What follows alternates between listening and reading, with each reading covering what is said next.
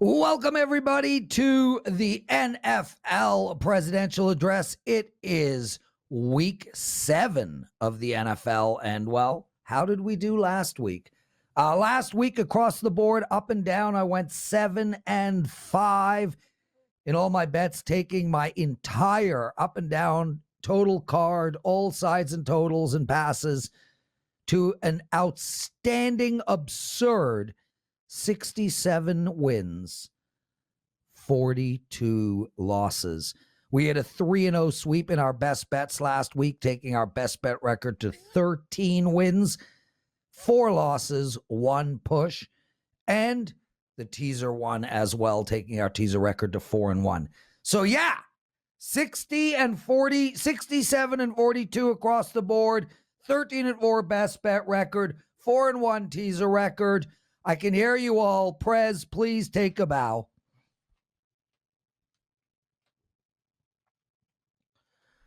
Prez, please pat yourself on the back. And now, Prez, let's get into it. Okay, before we start, I got a promo code for all of you guys. That's incredible. The promo code is FREE, F-R-E-E. That's what the NFL Presidential Address is. So check it out on our Wager Talk TV channel on YouTube.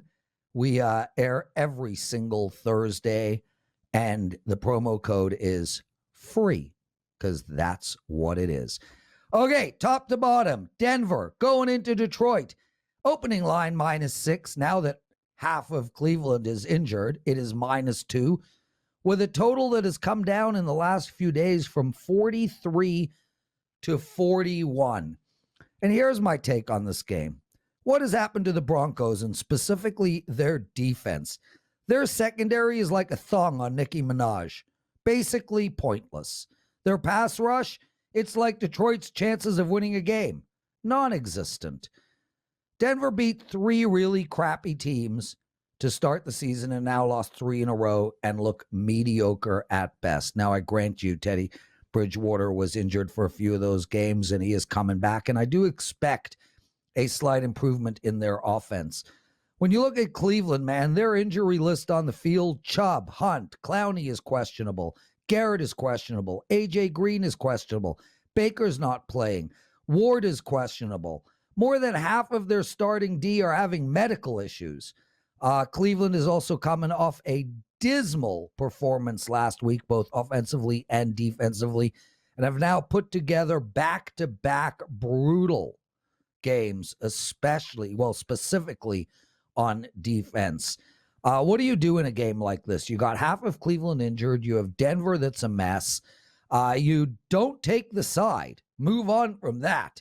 But I actually do like over the total of 41. And I understand this number keeps getting bet down, and I understand Case Keenum might be in and they might not have any running backs, and their wide receivers are a disaster injury-wise. But with all that said, this is a super low number, and I do expect the Denver offense to put up some points, forcing Cleveland to match. I think we're going to see this game go over the total of 41 points. Next up is Cincinnati and the Ravens. Money been bet on Cincinnati. They came out at 6.5. There are 6s on the board. We are seeing some money on the under. It was 47.5. There's now 47 across the board. And I'm going to tell you this right now. This Cincinnati team has turned the corner, and they are going to be good for years to come.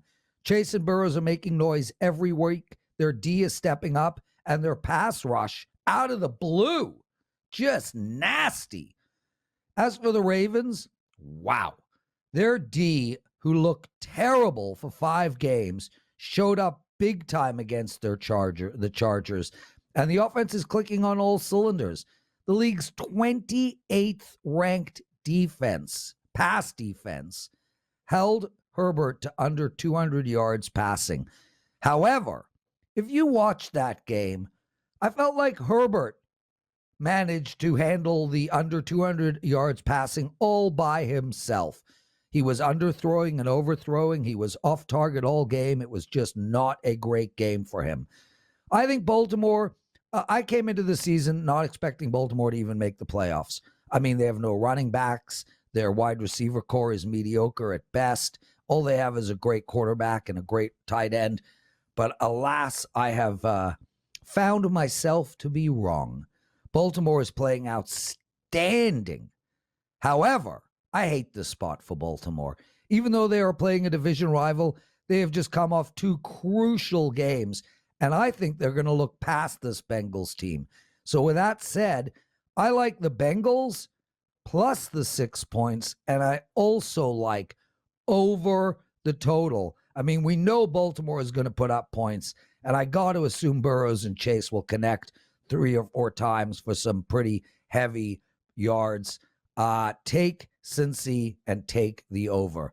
Next up is Carolina, -3 versus the New York Giants. The total has been bet down in the last day from 45 to 44 to 43, which is a big deal because 44 is a crucial number in the world of totals, and it has passed that. There's obviously a lot of money coming in on that under.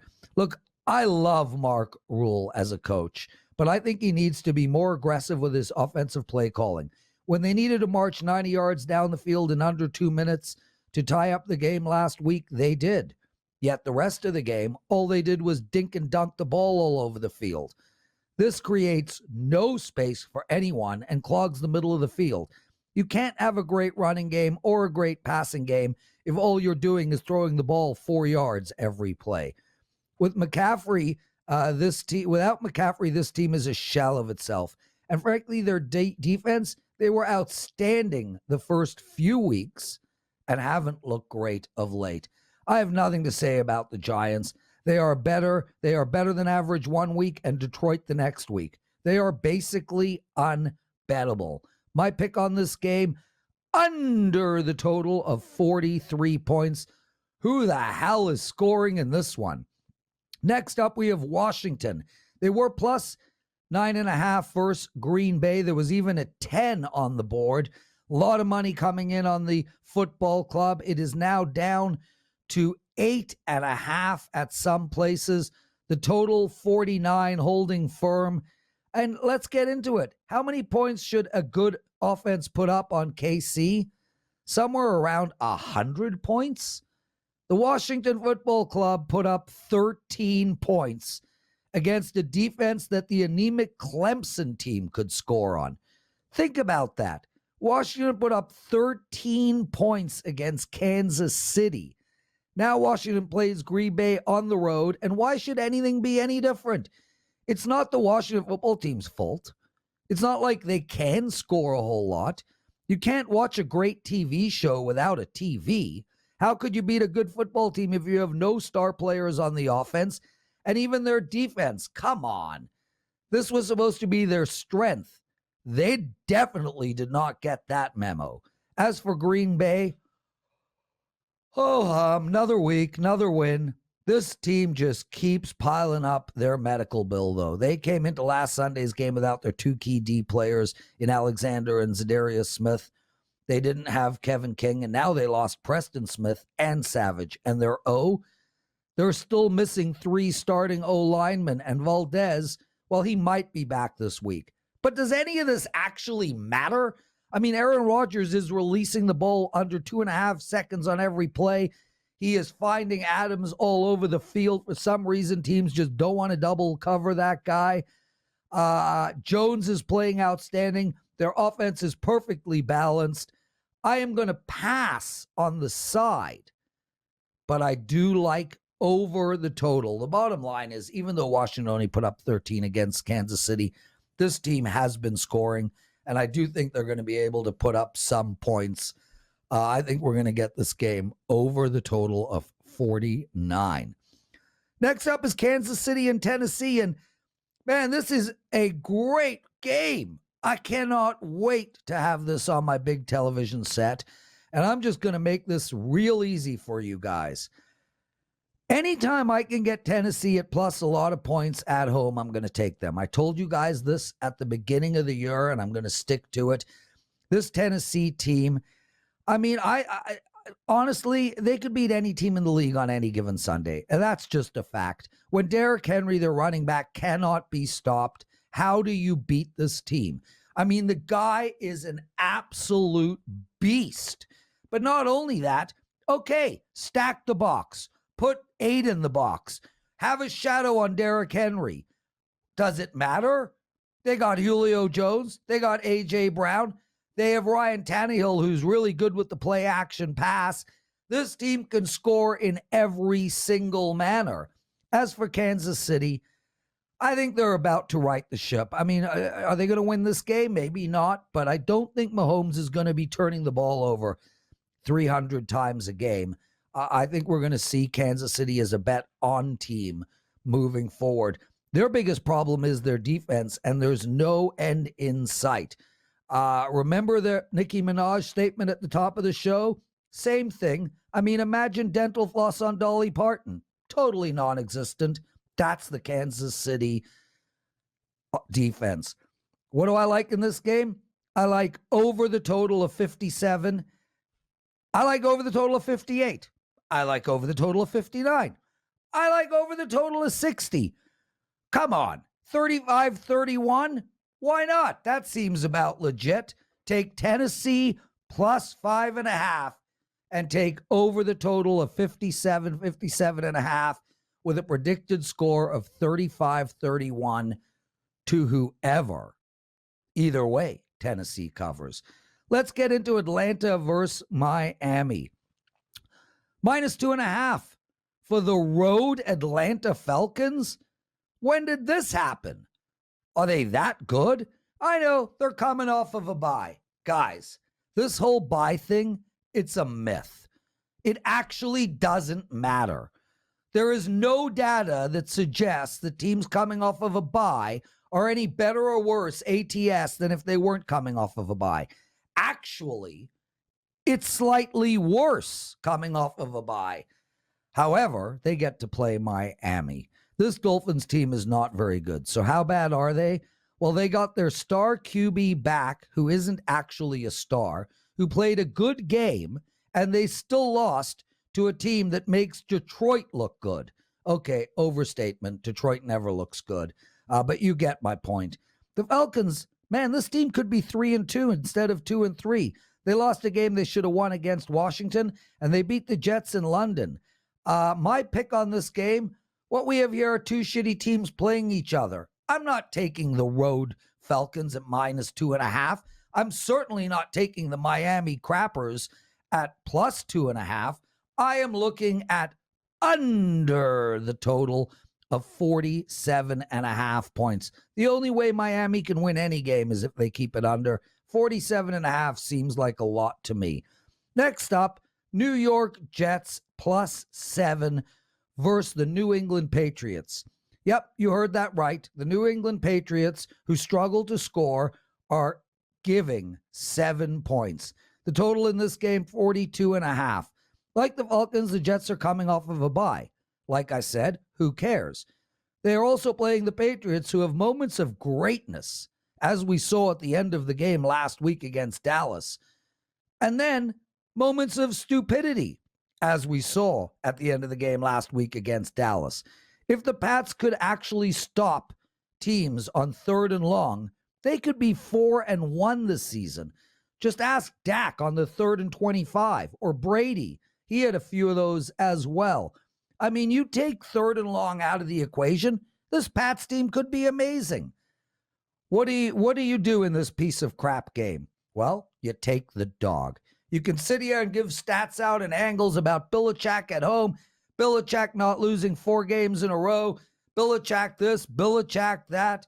This team is not the New England Patriots of old, and they are struggling to consistently score. I get a well-rested Jets team coming off a decent performance in London, getting 7 points against a team that might not put up 2 touchdowns. I'm taking the dog. Detroit up next, +15 against the Rams. The only team in history worse than Detroit over the last 50 years are the Lions. Oh, wait, that's the same team. Well, you get my point. Does it matter who coaches this team? Does it matter who the GM is, who the QB is? Jesus, Barry Sanders and Megatron quitting their prime because they were so sick of playing for this team. Perhaps Dan Campbell will have another cry this week. Oh, my God. There is no crying in football. Do you want to know what else there is in what else there is in football? There is no Detroit team in football. They are literally just a placeholder for teams to have a fake bye week against. However, isn't this an interesting game? Stafford against his ex-team, Goff against the team that traded him, even though he ran them into the Super Bowl 2 years ago. So what will happen with the QBs facing their former team? Not much. Detroit will struggle against Donald and the D. Look at the Giants, and Stafford will name his score. And he could name his score. The problem here is the Rams don't like naming their damn score. How do I see this game playing out? I would take the Rams in the first half, guys, because then they're just going to shut it down. Stafford has no ill will against Detroit. I think Stafford feels sorry for the guys in Detroit. I think this team, the Rams, will go out there and play very tight and very conservatively once they have the lead. I really like the under in this game. I lean on the dog, but I'm not going to count that in my record. Take under the total of 50.5. Now we have Philadelphia going into Vegas. -3 for Vegas, a total of 49. Here is the issue with this game.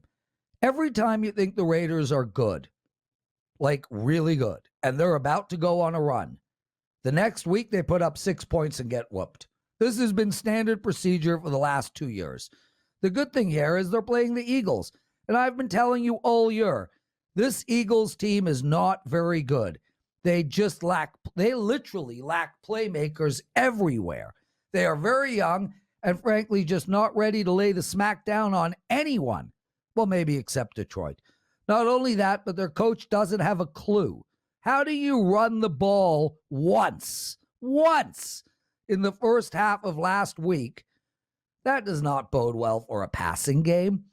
When your mediocre quarterback accounts for 87% of the yards you put up, well, that can't be good. You know Philly has major problems. Last game, Carr had over 300 yards of passing for the fourth time this year, and Ruggs and Jacobs. Add Ruggs and Jacobs to the mix and a nasty pass rush. I just can't get my head around Philly covering this line. My pick, take the Raiders -3 all day long. Next up, we have the Bears against Tampa Bay.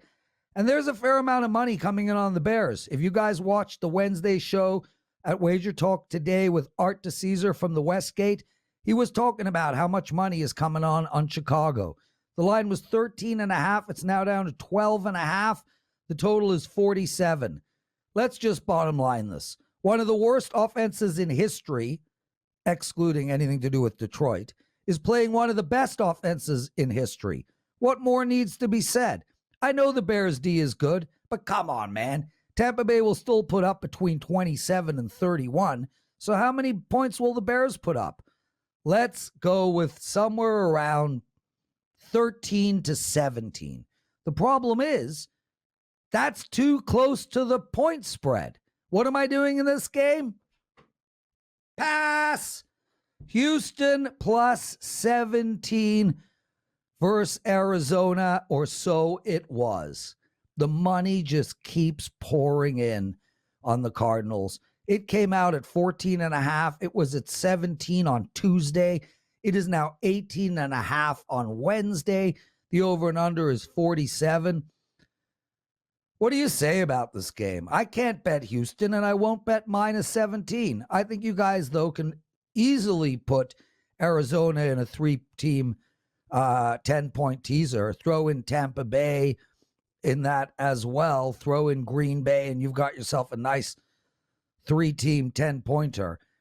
I do actually have a pick for you guys on this game, though. I like the over, and I will be betting it. Houston only has to put up 13 to 17 points for this game to go over, and although they are anemic, I mean Detroit style, I know there's a running theme in this show. I think they'll do it. I expect the Texans to fall behind early and they'll end up going to a one-dimensional offense, passing. This will slow the game down, stop the clock, and I also expect them to go for it a lot on fourth down as well. Take over the total in this Houston-Arizona game. Now we've got Indianapolis, San Fran. And here is my take on this, guys.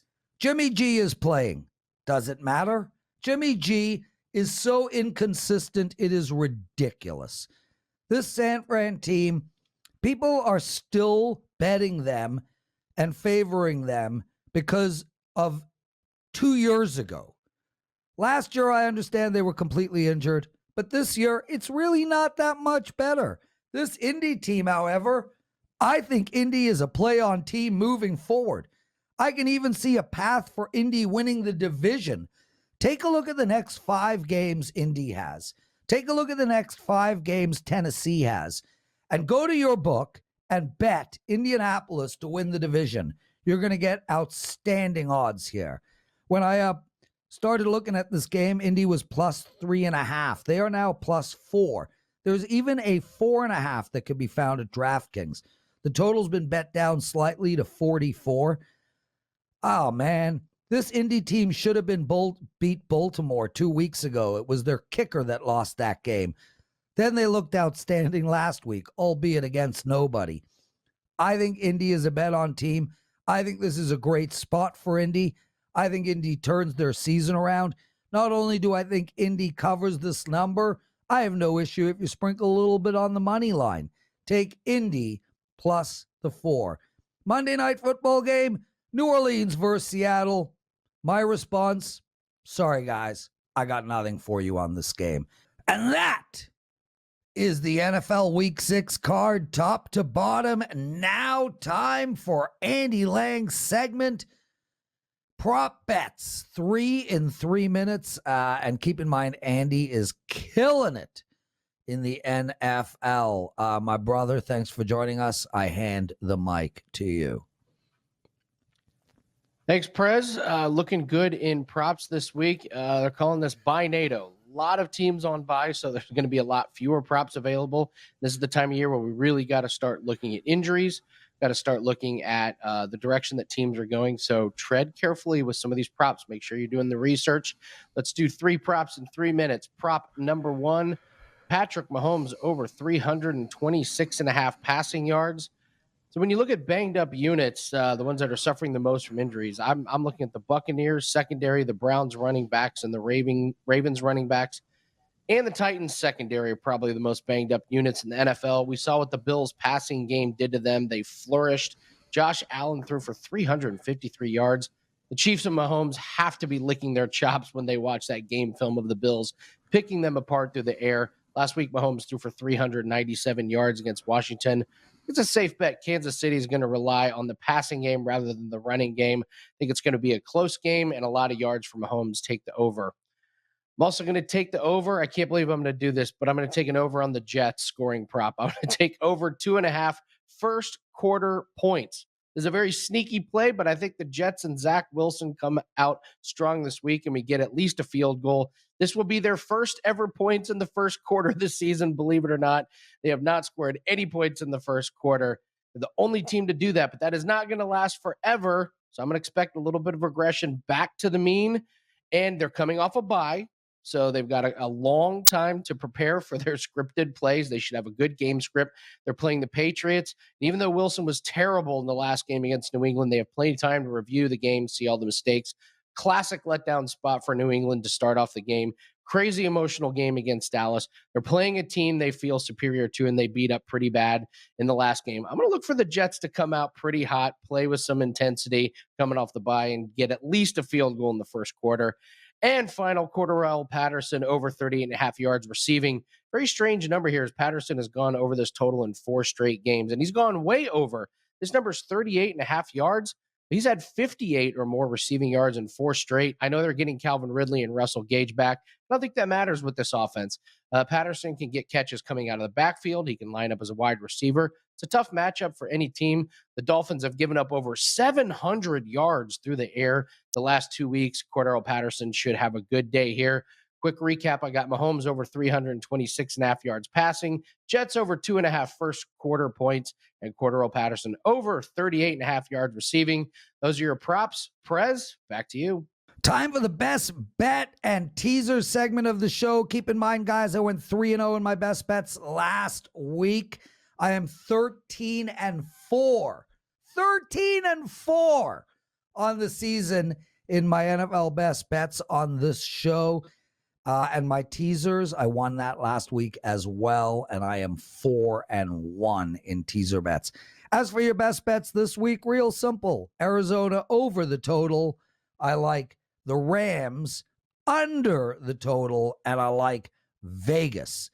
And just to let you know, it is likely a couple of those plays will find their way into my client card on Sunday. As for your teaser, take Green Bay and New England, 2 teams, 6-point teaser. That'll get you Green Bay down to -3.5 and New England down to 0.5 point. So that's Green Bay -3.5, New England -0.5 point, 2-team, 6-point teaser. That's the show, everyone. Thank you guys so much. The comments are incredible. I am so appreciative of it all. We got 17,000 views last week. Most importantly, we beat Teddy's opening line report that he puts up on Monday, giving him 3 more days of viewership than this show. But we did get annihilated by Bet On It, which is totally understandable as well. My name ain't Kelly. Anyway, that's it. We'll see you next week. Speaking of next week, we will have a bit of an issue with next week, so stay tuned. I will likely have to tape the show out of a hotel room because I am going to Vegas for the World Series of Poker, Seniors event, and Colossus. I'll be there on Tuesday. If any of you guys are there, you want to say hi, just DM me on Twitter. Love you all. Take care and have a wonderful week.